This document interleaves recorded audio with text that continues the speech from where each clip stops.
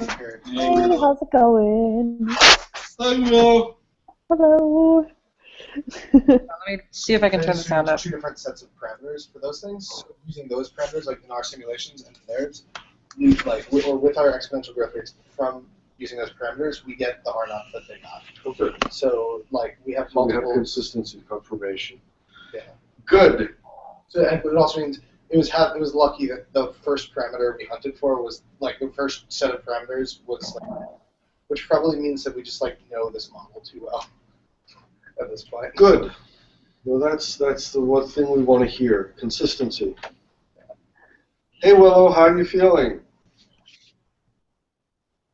Can you hear me? It might not. She appears to be frozen. Good to have spent.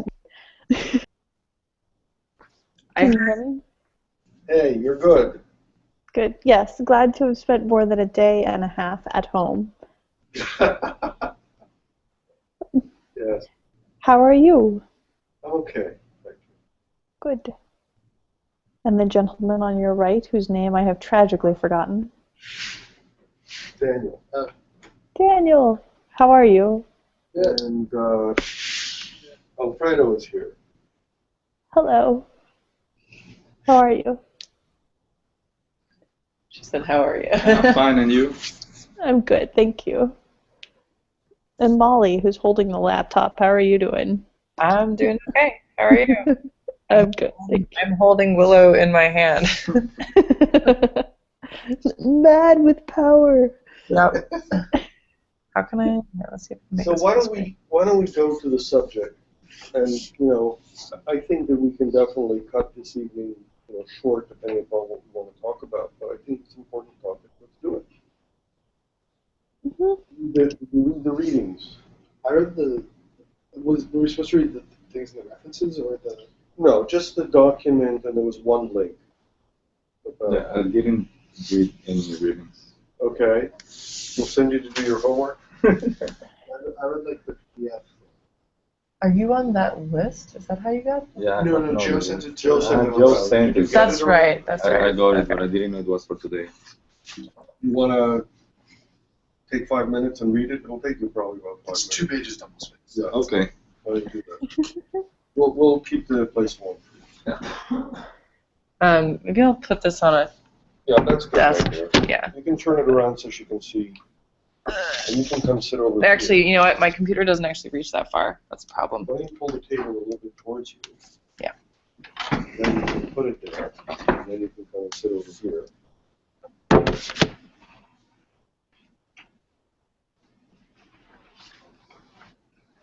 Thank you. Yeah.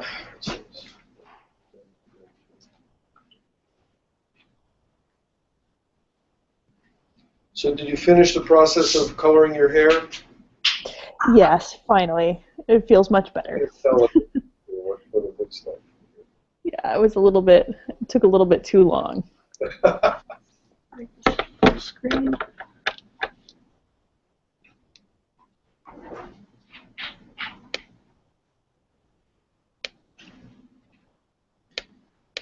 Sure.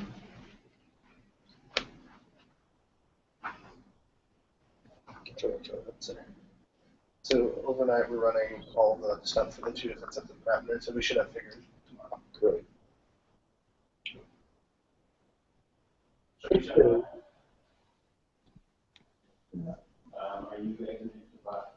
I was trying to make it full screen, but It's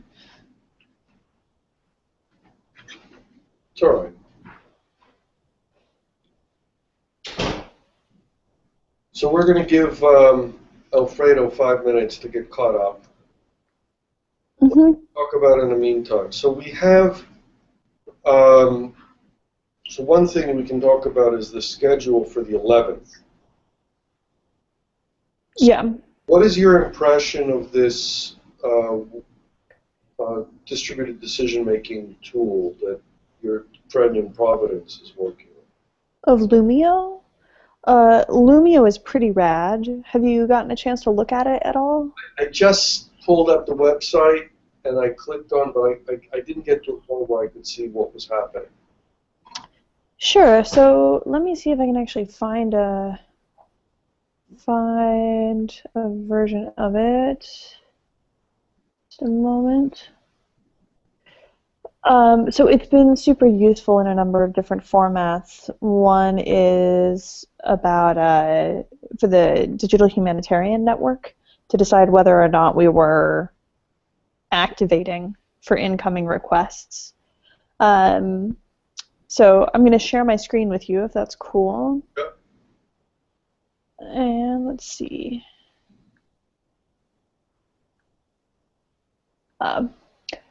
So here are various things that have come up that we've talked about. So should we activate about this or this thing? And you can tell how many conversation threads happened. Let's see. Were any of these actually then voted on? This one wasn't. But what features does it provide? I mean, it just provides a way of having a conversation on a Yeah, so it's specifically about having a conversation around a decision that needs to be made. And so I'm trying to find an example of a time that we actually did a thing. So you have your conversation over here on the left, and then how people are voting happens over here on the right. Let me find where you went. And so what ends up happening is that people have a conversation about a choice that has to be made. And usually, if you do something like this on Wikipedia, you have these massively long threads of people saying, I agree or I disagree or whatever else. And at the end of the day, someone has to go through and actually hand tally things and see if things have, if anyone has double voted or whatever else.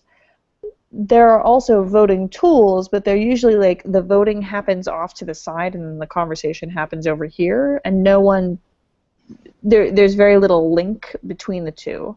And so this has so we've had a conversation about this topic, and I think we're ready to make a choice. And so I'm going to distill what I think our conversation has been down to this refined thing and say, is this what everyone means? And then people can vote on it, and they can say, actually, I meant this other thing, or I'm not going to say yes to this in any way because of the way that it's worded or whatever else.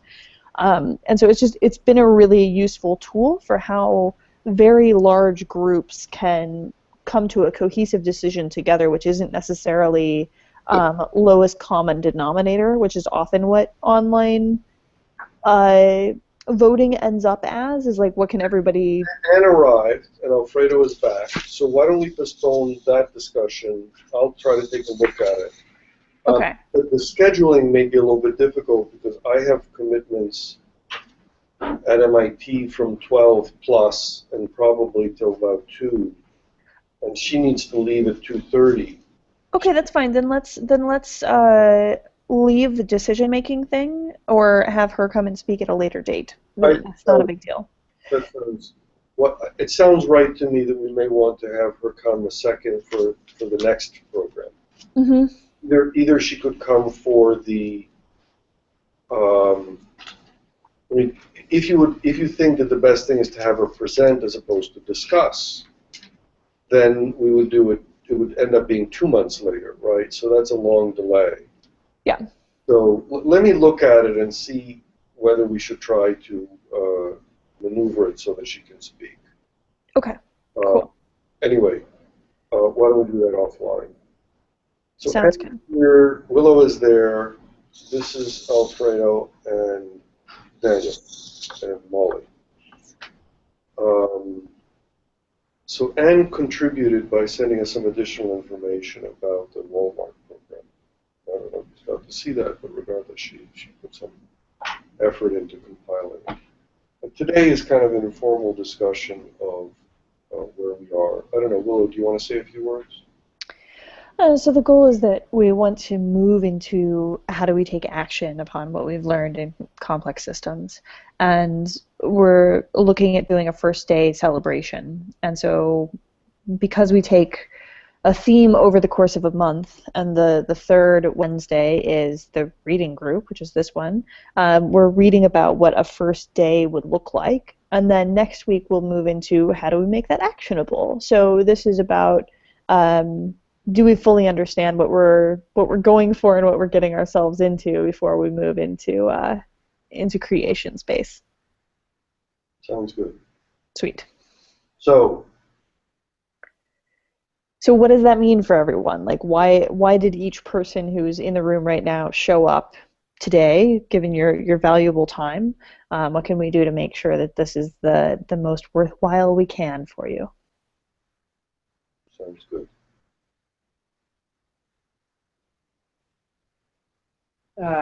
I'm not sure what the question is. Why don't you go to Alfredo?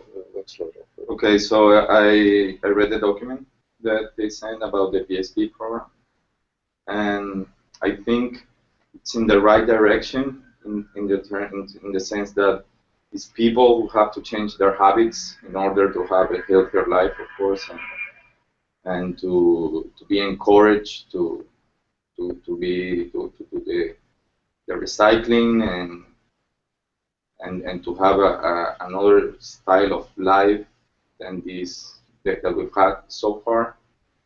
And I wonder how Walmart is doing that. If I don't know, I think of Walmart as a big company and interested in large industries that are not precisely the ones that are interested in building this sustainable alternative kind of life. But thinking of the complex systems point of view and an overall society point of view, we need to create, I mean, and ideally speaking, a way that our residuals are not trash and are not something that it's going to accumulate and be there, but in a way as what we eat and we take out of our body is due to, it's part of a larger process, that the same has to happen, I think, with residuals and our trash, etc. We cannot live thinking that we can just consume and throw what is left after our consumption, but that must be part of a larger organism, which at the end is it's Earth and it's nature.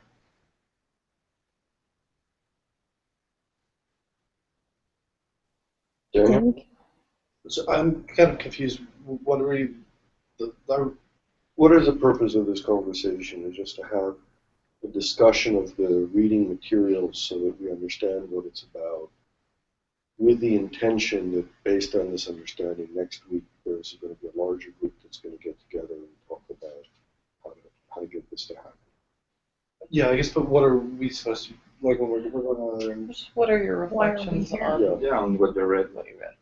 okay. I mean, I guess like it provides like the whole notion of exploring sort of how people like is like when people talk about the health as being like a problem of individuals or of communities or the responsibility being on the individual or on a leader, and then we're talking about sort of the mix between individual behavior and the support structure in the groups. I think that's like for me at least I find that interesting in that it sort of provides a motivation for sort of models of how different like actors like act as agents as part of these larger groups and sort of how that can sort of like how that can play out and how we can use like complex systems tools to sort of explore these sorts of questions. Okay, that sounds good to me. I think there's definitely, and echoing Daniel's comments, I think there's definitely a sense that we are trying to figure out the right balance between autonomy of individuals and collectivity in this context, which is different from a lot of the other work that we do, because here we're actually trying to intervene in the system in a direct way, as opposed to sort of talking to policymakers and saying, you do it. But underlying it is a sense that, I mean, it's a kind of a funny thing, right? Because what we're saying is that the key thing to emphasize is individual responsibility, but what we're doing is we're creating a structure for collective influence over individual responsibility. I think that's a really important point. So this is probably sort of a little bit off topic, but I saw this video recently where several colleges are experimenting with a program where you get points for not using your phone in class. Like you sort of check into this app and it keeps track of the fact that your phone's off. And that's basically sort of trying, and you get points and you can get, like, I don't know, free food or something, free pizza if you get enough points. But one of the interesting structures of it is that the rules for accumulating points is if everybody in the class keeps their phone off, then everybody gets more points. It's sort of a function of how many people are, like the people who. So it's peer pressure. Right. So among the people who do use their phone, their payoff is like proportional to how many people don't keep their phone off. And so that sounds like sort of something along the lines of here, where there's an individual responsibility and there's an individual outcome that's wanted in terms of people paying attention in class and not paying attention to their phone, but then it sort of has this community structure to it that sort of might be interesting. And there is also a collective response of the efficiency of the teacher speaking and not losing its time because the classroom is paying attention to other stuff. So for the collective to gain that capacity, individuals have to adapt their behavior. We should hear from all the other people before discussing. Sounded like that's what Willow was trying to. And go ahead. Well, on this topic of a first day, I've just taken a week-long course in alternative and complementary health that was conducted entirely online. And Walmart is relying heavily on the online world to achieve its goals and consensus. And that the tracking part of it seems to be almost exclusively in the cloud or in this website that Walmart has established for all its participants, all its associates. And I found it fascinating just to experience successful online training. How that works with an actual community effort is not clear to me. And what successful community efforts are, I'd like to see more of. I'd like to know more about behavior change at the community level. That part interests me very much. So I'm also here to talk about my two projects, but that comes later. Today? Yes. Okay. But I assume we're staying focused on first day and what it would take for it to happen. Also, I'm very interested in the governance idea with Walmart and how much the way in which they've invested the company in results and also in paying for itself. I thought that was really interesting. The program, the sustainability program that is with suppliers it pays for itself through licensing. I thought that was kind of interesting. Willow, do you want to say a few words? I am mostly here as support and structure. I have been enjoying reading about these things and seeing how we can implement. That's the nearest and dearest to my heart. That's all I've got. Okay. Yeah, I guess the only thing that I have to say is that I'm just sort of what Daniel was saying about the individual versus collective action on, community health. I sort of fall on in that spectrum on I don't know how much pressure on individuals is actually effective when you have socioeconomic differences and deep structural problems. So I don't know. I guess I'm curious about what is different about this approach. It does seem to be different, but I'm still confused about it after the reading. I think it's worth having a little bit of a conversation as we're going along. One of the questions is, why did Walmart promote this? I think there are probably multiple reasons. Well, no, I think there's one very straightforward reason. Well, they don't reduce absenteeism. Well, absenteeism. There we go. I think there is a very clear statement. There is a ideological battle going on about the nature of who should be responsible for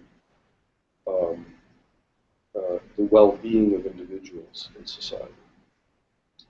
And that ideological battle is the battle between the two major ideological strains in society, the Democrats versus the Republicans. Is it the state versus the people? The question exactly is the state responsible for ensuring that individuals have basic necessities, in this context, healthcare, is the fact that people are suffering somehow a responsibility that requires collective action in the form of state responsibility? So I'd say individual necessities are complex. A single institution cannot manage the individual complexities, but can provide a minimal infrastructure for those basic mass production. But what you're doing is already a very far step forward from the ideological discussion. One ideological position is, yes, the state is responsible, the state should have welfare, all of the major programs in this country, Social Security, Medicare, other parts of the welfare state, or the what's called the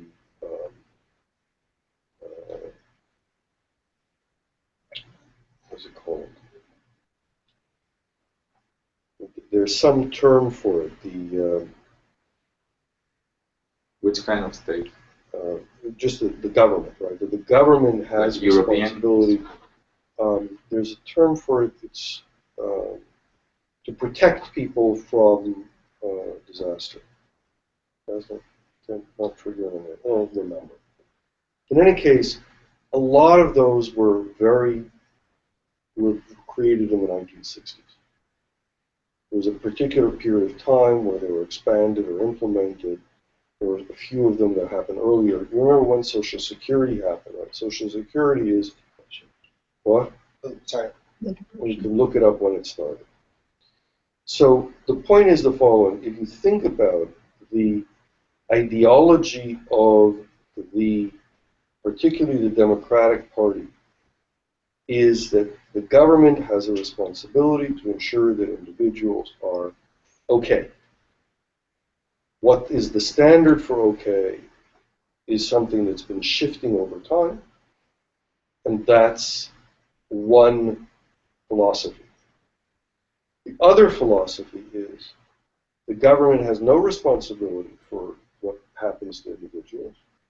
Bottom line, they have to take, aside from defense and maybe stopping criminals. Beyond that, everybody has to take care of themselves.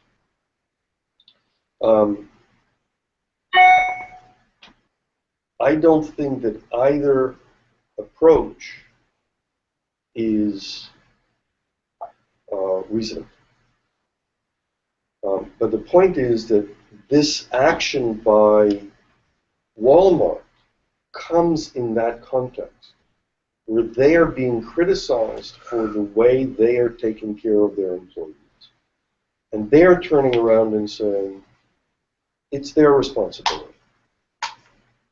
And therefore, we will create a program of individual responsibility.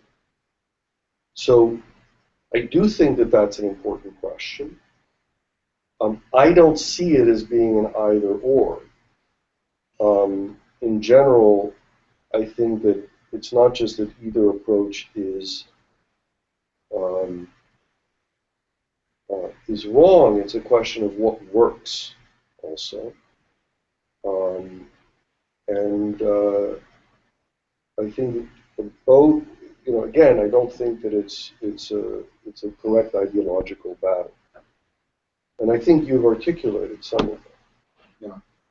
I think it's funny because it's not only Republicans and Democrats, and then it's the United States, but there is also communism in far where they also control the economy, for instance. Which is communism in principle was supposed to be taking care of the public. But also economics. That's right. And that's where they fail big time because it's impossible to control. That's right. The complexity of the economy with a ministry and somebody that has nothing to do with it. I was going to look up the origins of Social Security just to get a date on it. Go ahead. I think it was the part of the New Deal match. Sounds right.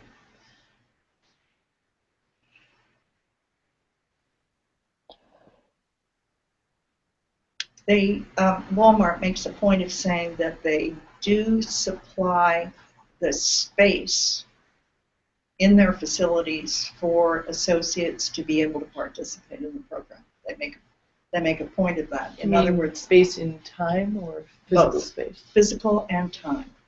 So that if, for example, there's an exercise program that employees could use or a relaxation program, they make sure that the time and the space are there.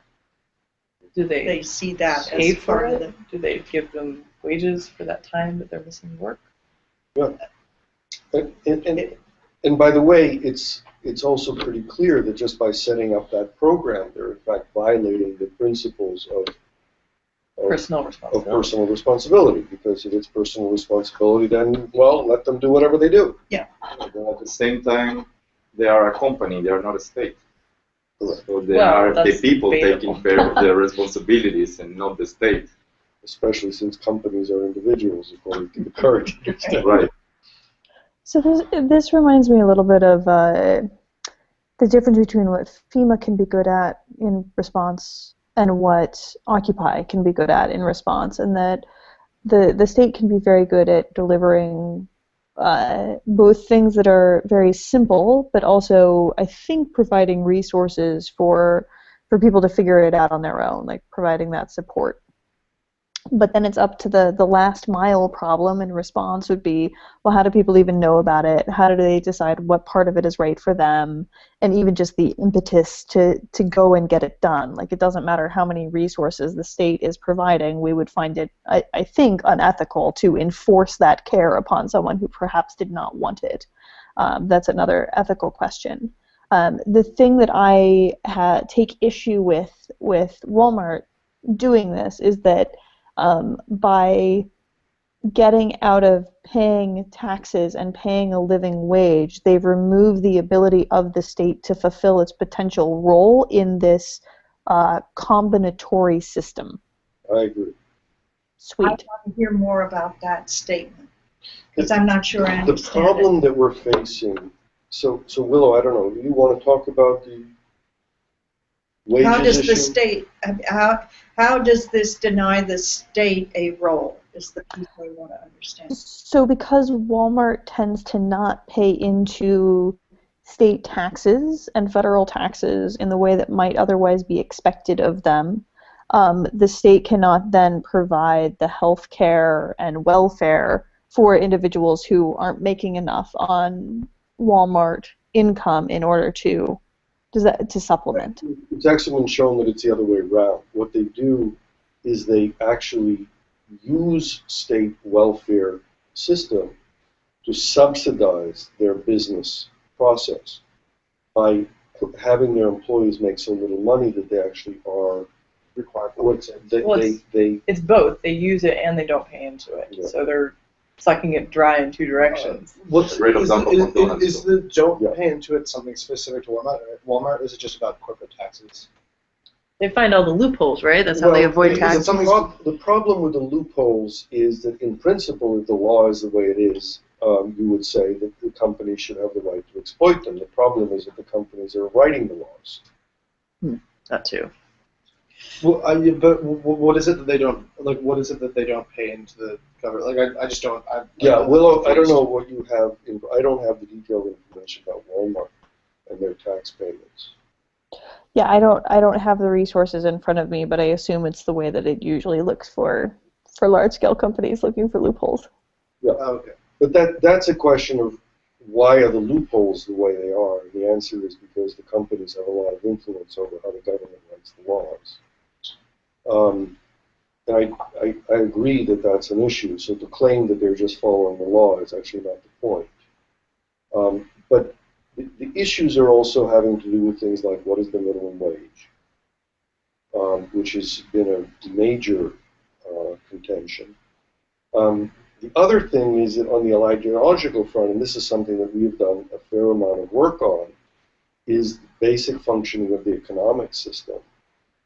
And the fact that the economic system is not, in fact, serving the public good. And that's not, even the basic theorems of economics don't claim that it will.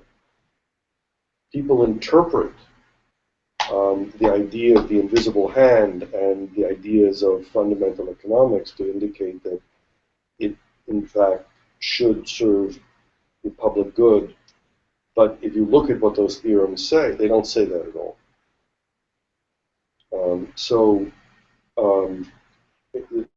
In fact, the assumptions of the basic theorems that are claimed to show these things are actually that people are doing okay. They're able to buy whatever they need. And those are assumptions going into the theorems, not things that are proven. So there's this resonates with the fact that the companies are not that the idea of individual responsibility and not state responsibility is a system that is enabling so-called corporate benefits. And people talk about the wealthy versus the poor. It becomes an issue of power, which is not supposed to be the issue in an economic system. But up to which point the individual has the power to use that freedom of doing the things they have to do to improve. I mean, up to which point not having an education is already determining, and not having good food in your life affects also. It's like generation after generation of malnutrition affects your brain and your thinking. So the system also has a part there. It's not only the individual. So, I guess what I'm gathering from this is that, well, what I'm trying to figure out is what are we taking from the Walmart model, and what are we envisioning should be different about it? I think the answer is that I don't think that we should think of personal responsibility as an answer to all of the problems in and of itself. But the point is that personal responsibility is an important, is a very powerful mechanism for individual and societal changes. So the question is really, how do we use that and not abandon the other? I didn't say anything about abandoning the other. Well, people will be able to make choices once they have access. So one thing that was mentioned in the piece about first aid is, or we talked about it, was, free open clinics. I mean, once you have the access and you have the resources, then that's when personal choice can make a real difference. I don't know that that's the only thing, right? The point is that there are things that people can do that don't require free clinics. Well, if they can't afford to go to the doctor, then they're not going to go get physicals, and then when they have a problem, they have to go to the ER and rack up large expenses. But that doesn't seem like the only thing that determines either health or opportunity. No, but I don't think that somebody can be entirely responsible for their own health unless they have access. Now that's the word entirely, which is the question. Is Right. entirely Well, that's the question that I was talking about. So- But if we're talking about making small incremental change, of course we can make small incremental change. I don't think that this is small incremental. That's, I think, the point. But then the sense of being able to make changes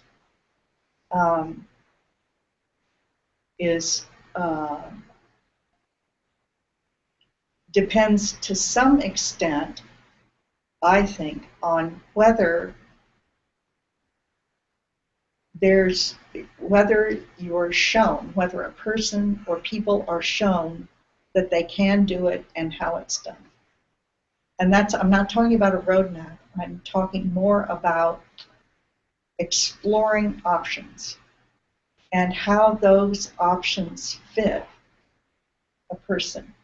And that experience is very hard to come by in the majority of healthcare settings.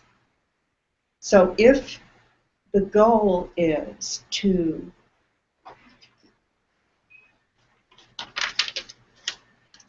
create a sense of options, it's not just going to a clinic that's going to do that. It's going to need to be a little bit of what Walmart is doing is, what do you think is really important in your life? Posing that question to people. It's a very good question. I don't know how to do it, but posing it. And then looking at options that people can try on for size. Let's talk. Those pieces and how you get to where you can do it. Those are the pieces that are the hardest, the most difficult, and the most important. Let me pause for a moment since I wasn't sure whether food should be ordered. Since Yeah, should we get something to eat? Why don't we get some running pizza? a little bit late. You I want can to get some pizza? Is that all right with you? Sure. Are you guys okay with pizza? 2 pizzas. Yeah. Something. Okay, I'll go do that. I'll be back. Rejoin the conversation. So one thing I didn't understand, I mean, now that we're talking, I didn't get, but is the program for employees only? For Walmart employees? Right. The Walmart program is just for Walmart employees. So But other companies are using the format that Are they? Because I haven't seen any. They additional claim in the 2013 annual report that over 100 entities, nonprofits, and other companies are using their associates model, Okay, good. so that there's more than just Walmart involved. right. So this program, apart from promoting a healthier life, they give more money to them for participating, or they give them the healthcare. I mean, they only improve their health because now they're eating healthier and promoting Right. a healthy life. I think the structure of the program is simply voluntary actions that people do on the basis of this is an opportunity to declare what they are going to do. So what exactly is the responsibility that Walmart is like assuming or from their employees? As far as I understand, Walmart doesn't, I mean, you said that they actually do things. I don't know what Walmart does beyond setting up the opportunity for. So what I'm hearing in all this is that we should be explicit that we think that this first day thing is an important component of a larger whole, and that we don't think it's the end all be all like solution to something, solution in bunny quotes, but that so perhaps having an extra channel of here are some of the policies that we think need to also change. Here's how to get involved with that. Yeah, So, this is step 8 of an 8-step program for right. the healthcare system.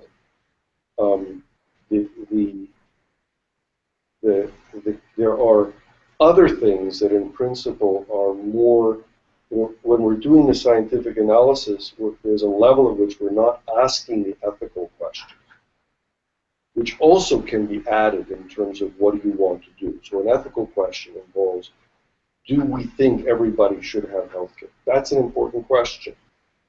But that's not answerable within the context of the analysis that we've done. What we can answer are things like, how do we enable the healthcare system to be much more effective at providing health services? Yeah, and we could also, are there any models of if a society is more functional and overall happier if healthcare is a provided thing? Correct. That we could do the analysis. Unfortunately, we haven't done that analysis yet. I think that's a good thing for us to do the analysis of that. And we could also do an analysis to find out whether, for example, there is a payoff, i.e. economic payoff to having people more healthy, which one would guess would be significant. I'm definitely interested in doing that analysis, but until we do that analysis, we can't make claims for it. But my gut tells me it's true, so I think we just need to... We'll have a journal called Willow's Gut. It'll be great. Hey, I have no objection to having statements that are delineated as statements that we can say scientifically and statements that we feel... I mean, let me give you an example. We do not feel that we need to make the statement that having people starve is a bad thing. That we take for granted, you understand? And our research derives policy implications based upon that assumption. So there's a level clearly at which we use moral and ethical foundations for the science that we do. And in fact, if you look at the justification for economics, the justification is that in fact it causes collective benefit. What is the value that they're claiming that they are providing? And the answer is they're providing a benefit in terms of lack of coercion, which is assumed to be a negative value, right? And public good, which is generally present, which is the original understanding of what economics does. Can they quantify this collective benefit? No. Or at least say how they think of it? No. So it's empty word. Mostly. Yeah. But so the point is that I'm not objecting to us referring to these kinds of things, but we do have to be a little bit careful in making too strong boundaries in these contexts. It's just so nice to be both ethically and pragmatically correct. Exactly. I agree. One thing that came into sorry. You said you could not. They didn't have an expected time because they had 36 deliveries. No, I would just go and get it. I mean, I would go around the corner to. If you can do that. To Kendall Kitchen? Okay. No, Emma's. to Emma's. Was it Emma's? Right. To Emma's and pick up the 2 pizzas and bring them back. So talking about complexity and what can you manage, what can you know, and the effects that have on the system. But Molly, you need the credit card. Molly? Yeah. You need the credit card. What? You gave me back the credit card. Oh, yeah. Hi, yes, I just called and placed an order and I have to cancel. 210 Broadway. So it's relative. I mean, it's related. It's related to what we're saying, but it's not exactly the case. So in Spain, they have in the hospitals, they have a public system. Okay, first the private and the public. You have both. And in the public system, in order to stop AIDS transmitting from people doing heroin and drugs, they have rooms for people to go and do their drugs. They don't have anything to do what you do in there, but they provide you the nail, clean needle, exactly, and everything. Because I mean, the health system cannot go to every place in the city where they are sharing it and say, hey, don't do it, or here you go. So they provide a centralized solution for that kind of problem that it's impossible to manage. And by that, they reduce the amount of AIDS treatments and other kind of treatments that are, and also, like, if you go there, then you also have to talk with somebody from the hospital, go through a process. Maybe, I mean, you will go to a treatment. It's not just, I mean, they will at least try to force you out of that. So it's a way of controlling the individual behavior in order for the system to function better by doing a small intervention that has impact. Is there any understanding of how many people use it and how many people avoid it? So I haven't really went through numbers. Because a lot of people would avoid that much control. Right. But there are studies about this. People have done, I mean, this is one of the questions that people are concerned about, which is how much enabling the system should do in order to, and what's the right balance between enabling and when there are other consequences, including HIV. Go ahead, Dan. All I was saying is that, like, it's something you probably can't measure, like how much people are doing heroin, and then, like, when you introduce this opportunity to do it in a hospital, that, like, you can't know what percentages. You kind of have to roughly guess it from, like, if HIV goes down, like it's sort of a thing that's, it doesn't sound like, at least, but that's sort of, to an extent, it's sort of like the community-based care rather than contact tracing. You're not having to go out and do this, like, complicated thing where you have to follow everyone do what they're doing. You sort of bring it, like, you provide, like, a new way of measuring things, sort of. In the Seattle Clean Needle Act, while it was in effect, there were also people who went through it who said because people were finally paying attention and they felt safe bringing up the problem that they were having, that they were able to quit doing the drugs. It's not 100%, but it's a significant number of people, at least in a personal impact story, who are finally able to quit doing the things that were sucking their life. The statistics, for example, about smoking is that a large fraction of people actually want to smoke, just to stop smoking.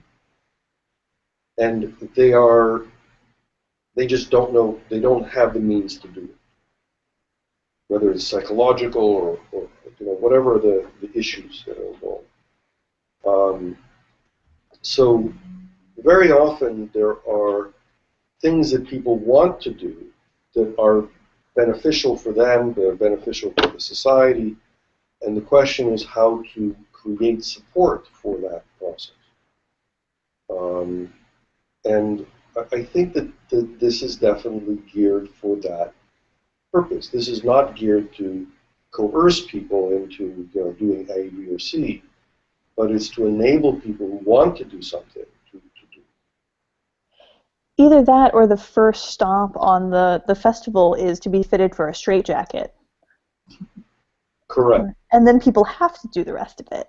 Right. But it is something that has been documented as being something that is the issue, is a major part of the issue. Yes, there are people who don't want to try to be healthier or don't want, but that's not the audience for this.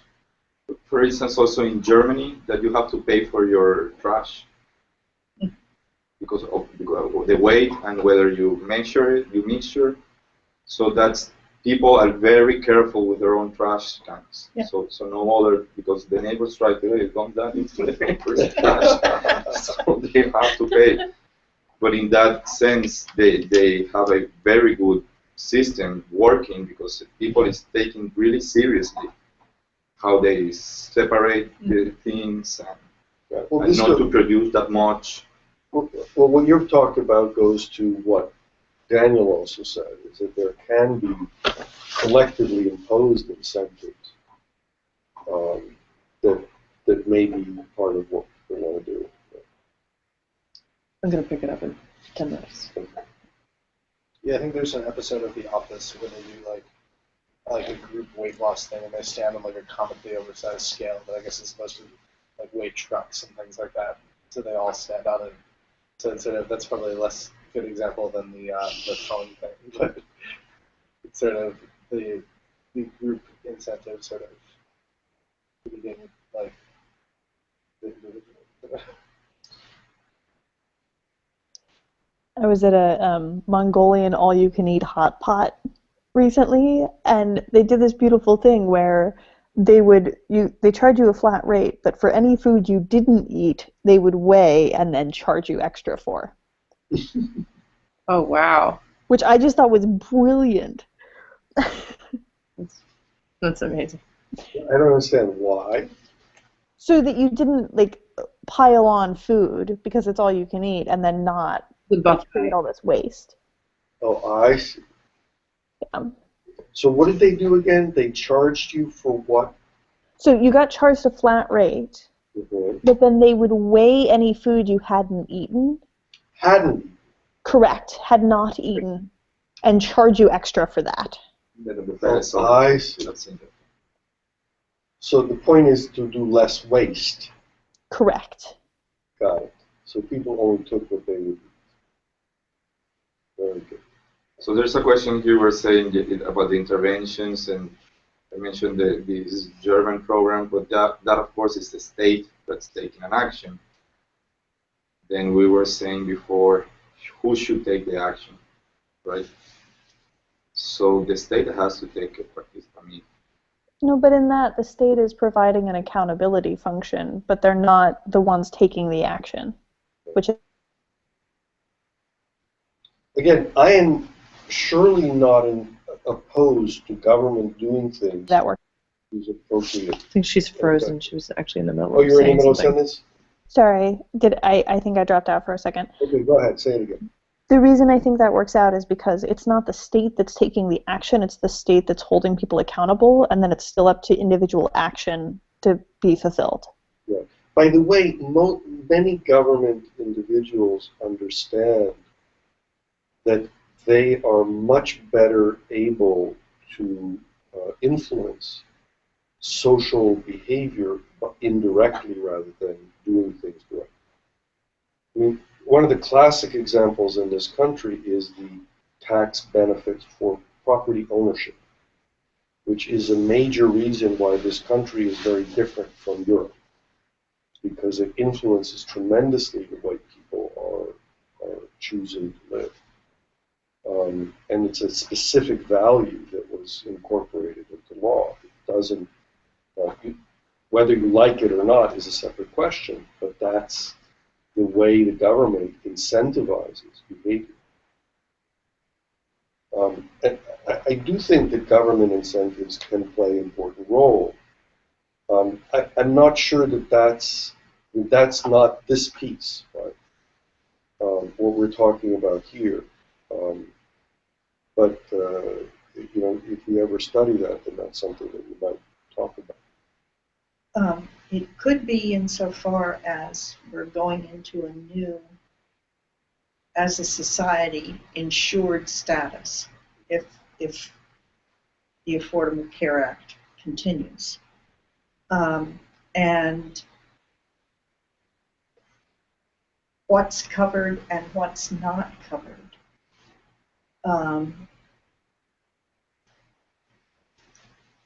It has a lot to do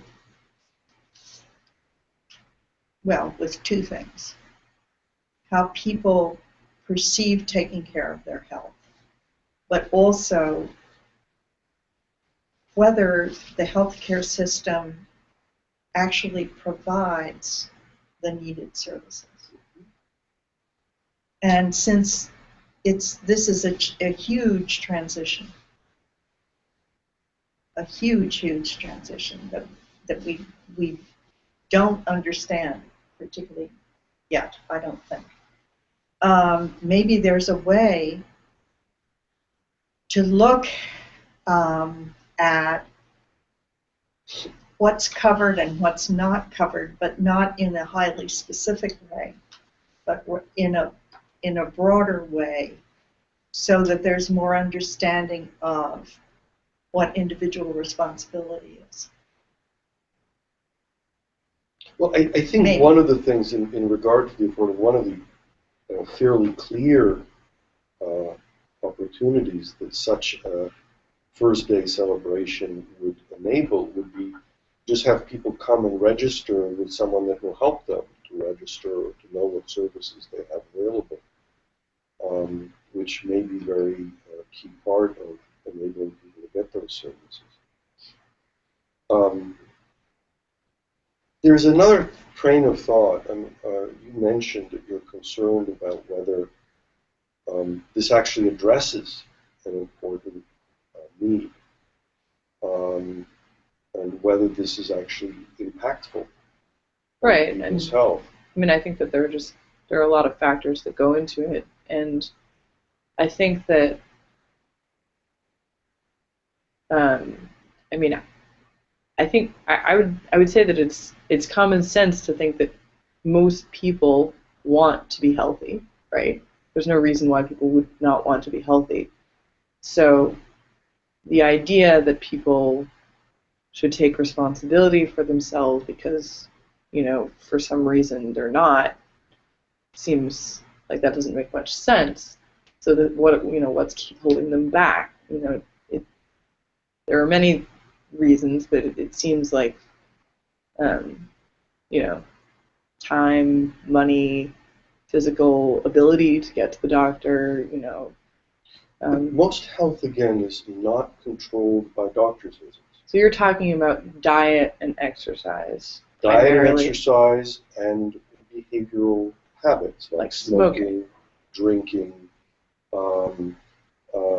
other kinds of habitual behaviors which may not be healthy, or lifestyle issues of other kinds. Right. Well, then I think that the thing to do, there's been a lot of research on why people smoke and why people quit smoking, and I certainly haven't really read all of it, but I think a lot of it is very social. If your friends smoke, you smoke.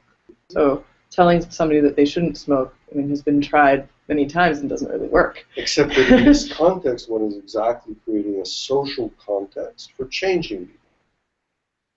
And that's a good idea. And by the way, even smoking cessation counseling, which is the standard medical approach to stopping smoking, it actually works.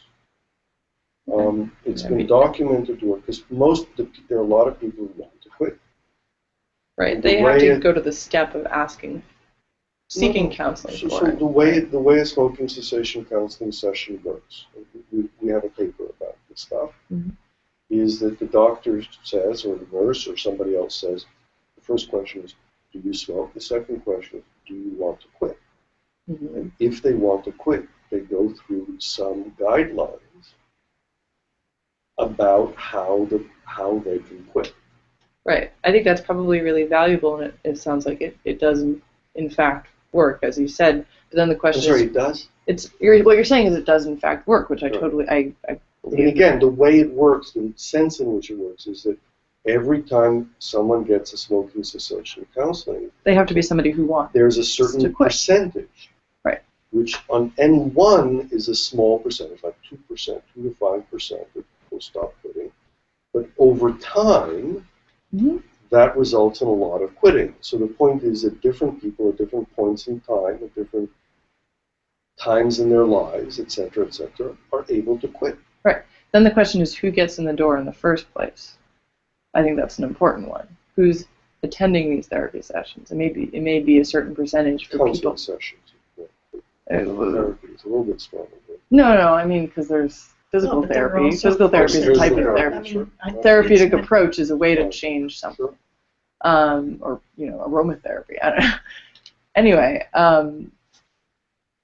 but, I mean, so the question of what percentage of people who attend therapy counseling sessions are quitting is an important one, but who actually goes to the sessions is also an important question. Well, but the point that one is making is that right now the healthcare system is relying. Let me just take this for a moment. I'm sorry. Hello? Well, I should probably get the pizza. Yeah. How about everybody takes a 10-minute break? 10-minute break, Willow? Yeah, that way you can go get pizza, Yanir can take his call, etc. No, it hasn't been. I think he's almost off anyway, but that's not a bad idea since we're about halfway through. Cool. You know, I can't tell you right now. I apologize. If you give me a home number or whatever, I'll try to get back to you this evening. Bye. 10-minute break for everyone. Yeah. Sorry about that.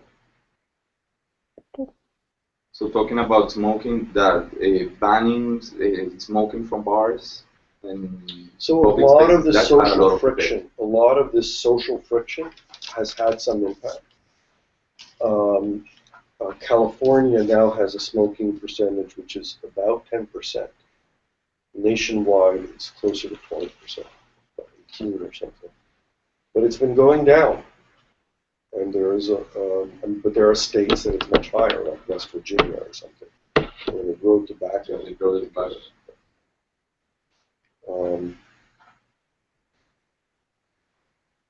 But I think the point about this is that if you look at what the current system is like, they expect that the doctor was responsible for it. And this can be done in public context and with much broader agenda, and probably will be much more effective. There's another issue that I wanted to mention. Maybe we should wait until I come back.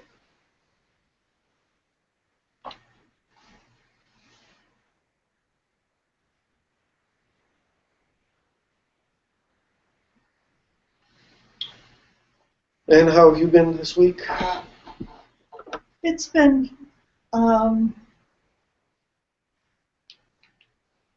a strange week. Okay. Well, you took most of the week off or something to do this. Well, program. I did the program, and I'm very Good. And it's also the whole idea of changing how you eat was what was in it, Mhm. and that was what I found so impressive, was that the way it was structured was there were experts who talked to a very knowledgeable person who is an advocate. Mhm. Although some of the experts were advocates, she was very definitely an advocate and also essentially a non-professional. Mm. And she asked questions in a way that mediated the topics. Mm. She was very good at it. Yeah. So that it was possible, there was a lot of learning. A lot of learning was possible. It wasn't just being talked at by a professional, but it was the dialogue and the whole idea of you can ask questions, and here are some of the ways to ask questions. All of that was embedded in the program. Well, thank you. So it was very interesting. Which program are we talking? This was called the Healthy Gut Summit, and it was 32 experts being interviewed on their piece of expertise on the human gut. The human gut. Gut. Yes. Yeah. Kidney, liver, And the guts. intestines, the whole 9 yards. And what it takes to have a healthy gut and particularly because so much of healthcare only fixes when there's something wrong, and there's very little attention on how to have a healthy gut and what it takes. But I think, I don't know, the image I had of the United States changed for me a lot when I came here, because I mean, what we see from outside is a lot of junk food, and McDonald's and fast food. And I remember when I was here, when I was my child, or, traveling, a lot of junk food too. And now that I'm here, I don't know if it's something new. I mean, that from years to now, there is I see a lot of healthy options. There's A lot of trend, natural foods. Definitely The taking place. supermarkets everywhere, less pre-processed food and more real and Whole food. Foods is apparently going to go no genetically modified anything next Right. year. They plan to do that. So there are, and that's a whole store. I mean, so Yeah. it's a big deal. Yes, there is a big change. There really is. So wasn't the Obama's wife after? Yes, she did. She's been focusing on children and Children. healthy eating. Yeah. That's another good intervention, children. That's the best. Let this generation eat their plastic. So it's what, because it's still not clear for me, is Walmart promoting a healthier life for their workers in order to promote a better healthcare system? No, I doubt that. I doubt that. I think they are promoting it for their own purposes. Which is? Well, somebody mentioned besides the obvious ideological Yeah. basis on which they've formed it, they are aware of the amount of stress that their associates are under, and they are aware that they don't pay them well. And so what they are trying to bring some hope in the form of being able to showing people that they can take care of themselves. And it's a benefit from the enterprise, from the company. Definitely. That you have a benefit. You don't offer you a health plan, but you offer you this plan of living better. Put it over. Yeah. Closer. Now I understand that. Willow, we can't share the pizza with you, unfortunately. So, I'll get it. It's okay, just that'll be good. The basil or spinach, I don't know. I think it's spinach and potato and goat cheese and Kendall's onions. And that was just, it was like a margarita. That was like the plainest pizza they had. Tomato and Cheese. it looks like there's some meat. Probably some basil. Basil. Yeah. So, okay. They're a little bit more fancy than Cinderella's. So. Okay. Go ahead. Real Ron, dig in. vegetables.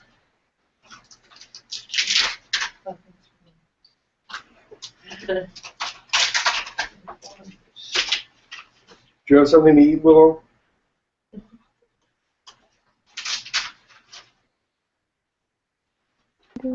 I have food on the way, but thank you. You ordered out?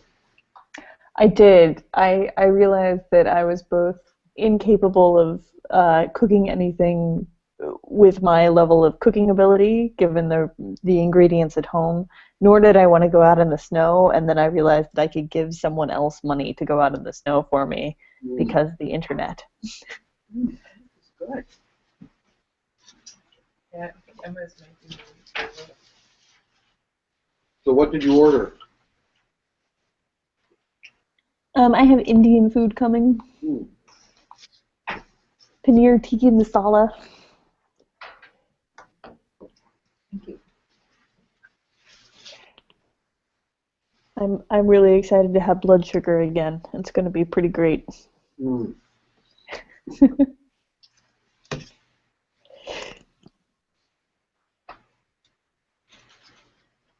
Okay. So what did I miss? I think mostly to the break. Oh, okay.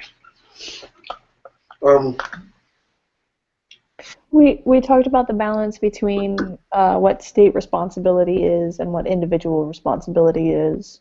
We talked about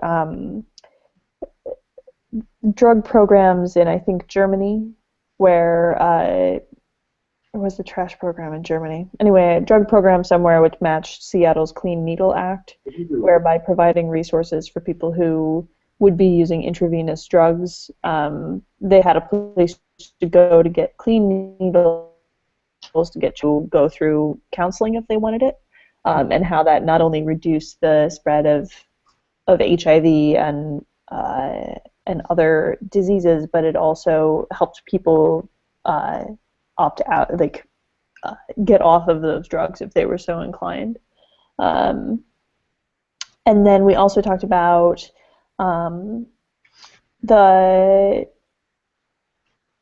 German program of charging people for how much trash you had the state was hauling away, and how that was a state level incentive for individual action for a societally useful behavior. Does that catch up everything nearly? I think Molly was here for most of the things that we talked about. Oh. There's something else that I would like to say, which is that it's really difficult to underestimate the power of oneself to make change. And this is true both about oneself and about the environment, the context that one is in. I don't have the detailed information, but John Sturman, when he gave talks about process change, one of the main things that... My food is here, I'll be right back. Okay. Oh, dear Lord.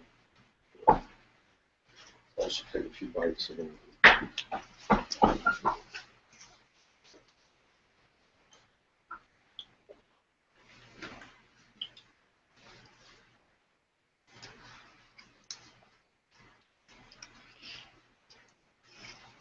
Yeah, that sweet potato one is really excellent.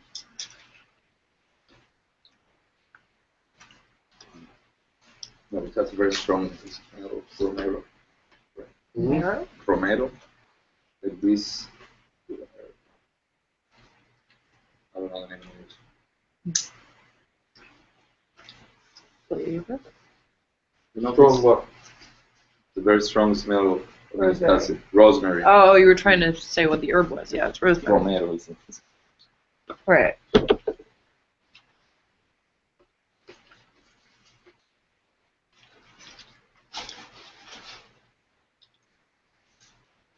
We have pork. Mm-hmm. Not really.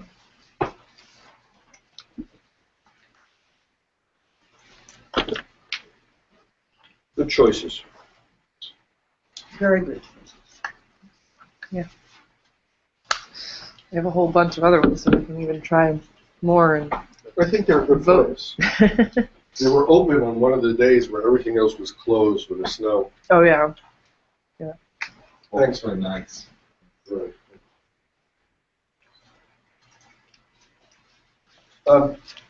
So part of the point of my comment is that when we talked about distributed organizations as well, is that one of the main mechanisms of achieving distributed organizations is for people to actually feel that they have the ability to be in control of it. That they can, not that they can control the whole organization, but that they can influence and change what's going on. So that this is the empowerment process, right? Which is a big mantra in the management change area, which is by empowering the quote the workers, the people who are lower in the system. One ends up with more capable systems because they are able to actually make the improvements. So if they want to make changes, that one can in fact have a lot of improvement.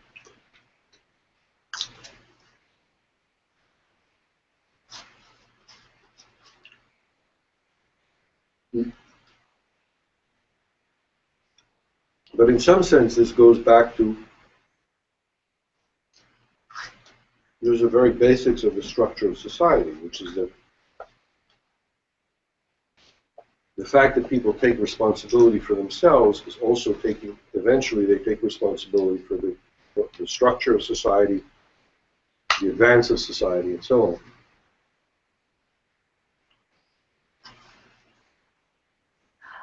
I'm going to be on mute and have my camera off while I eat this food, but I am listening still. Why? We're eating and you can see us. I'm a super messy eater, and maybe I am excited to not have everyone look at me while I do that. Okay, keep going.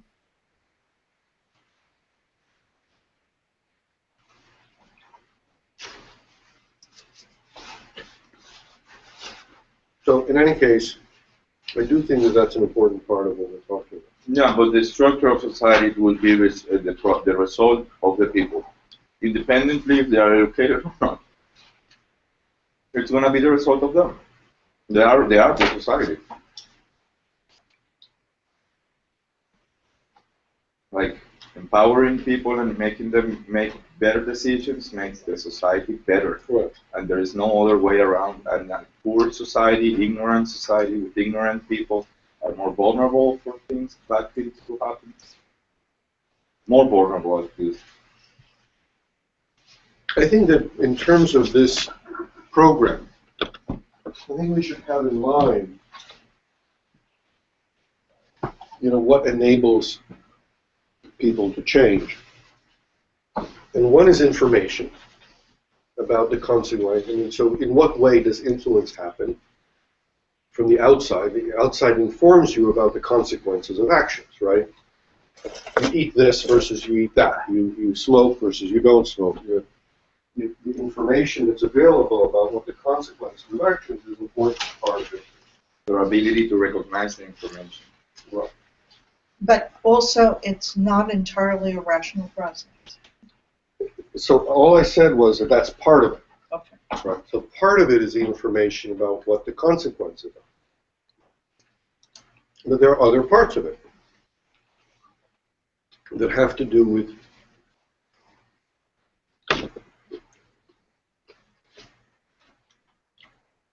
the psychological aspects of behavior change and how the context enables the change to happen. So again, that's one piece.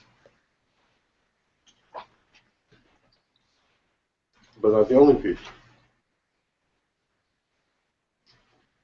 Cultural beliefs and patterns have a big impact, especially on what you eat. And that very often is a question of exposure to options. Mm-hmm. And the other thing is that it's really important the behavior change is not a one-shot deal, which is why this has to be a periodic thing.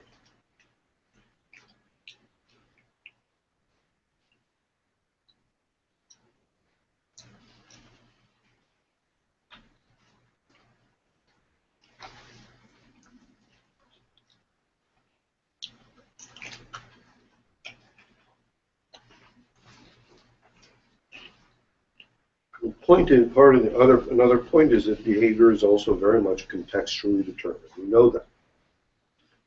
But the part of the opportunity is that an individual can change their context to some extent. The opportunity is important because it doesn't matter how much you know that some supermarkets sell shitty food, but you cannot afford another. Mhm. and you have several kids, you have to feed them. Or not even just not afford, but I mean, there are food deserts where there aren't even Mhm. grocery stores in your neighborhood. Yeah. Mhm. So that's goes along with the, even if you want to eat healthier, you may not be able to.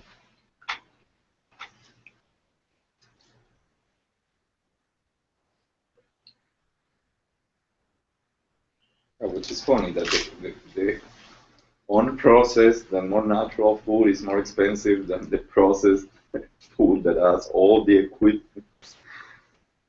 Like it should be around. Could be offered. Yeah, it should be the opposite. Like directly from the farm, more cheaper than working No, it has to do with mass production. No, it has to do with the economical system. That too. The economical system behind that is determining the food. But if you go to a